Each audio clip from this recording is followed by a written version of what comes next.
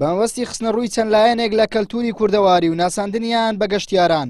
ڕێکخراوێکی مەدەنی لە هەولێر پێشانگایەکی کەلتوری بە بەشداریکردنی 40 کەسی دەستڕەنگین ساز کرد. ئێمە وەکو ڕێکخراوی تری بۆ پەرەپێدانی گەشتیاری ئەو فیستیڤاڵی کولتوری کوردستانمان سازە. ئەو فیستیڤاڵە ئامانجمان زیندووکردنەوەی کولتوری کوردیە بە تایبەتی لە شاری هەولێر کە شاری ئارامیە، بە تایبەتی لە مانجی سێدا کە مانجی گەشت و مانجی سەیران و مانجی سەوزایی ئەوەیە. ئەو زۆری کە گەشتیارەکان کە دێن بۆ ئێرە دەمانەوێت لە کولتوری کوردی شارەزا بن. ئەوانەی کە بەجارێن 40 کەسی نمونەیین هەریەکە بە کاری جیاواز نزیکەی 600 کار تێدا لێرە بەشدارە.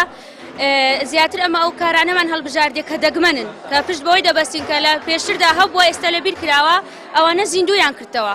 لایخوایانەوە هاوڵاتیان و سەردانیکەرانی پێشانگەکە ستایشی پرۆژەی لەم جۆرە دەکەن و پێشیان وایە ئەم جۆرە لە پێشانگە کەلتوریە گرینگە بۆ زیندووکردنەوەی دابوونەریتی کوردانە و وەبیرهێنانەوەی شێوازی ژیانی باب و باپیران. مامۆستایەکیش دەڵێت یاوەریکردنی منداڵان لەلایەن کەسوکاریەوە بۆ ئەم جۆرە بۆنانە پێویستە بۆ ناساندنی نەریت و کەلتوری نەتەوەیی بە نەوەی تازە پێگەیشتوو. گەنجەکانمان زیاتر ئاشنای کوردەواری و فۆلکلۆری کوردەواری دەبن.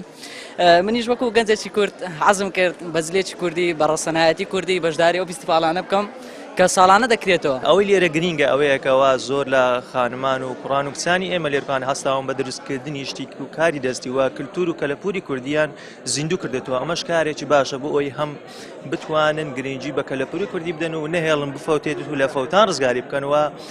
دومین گرنگی ئەوەیەکەوە هەم نەوەی نوێشمان ئاشنا بێ بەو کللتورە کەلەپورێکەوە هەیە نەک ئاشنا بێ بە کللتوری دەرە و هیچی دەربارەوە نەزانێت. گرنگجیدان بەم فیستیڤالە بە بۆنەی بەتایبەت کە لە مانجی بەهار دەکرێت کارێکی پێویستە بۆ ئەوەی نەوەی نوێ ئاشنایی کەلتوری با و باپیرانمان بێ. پێویستە یعنی لەسەر باب و دایکان کە ئاشنای منداڵەکانیان ئاشناکەن بە کەلتوری نەتەوەکەمان کە کەلتورێکی ڕەسەنە.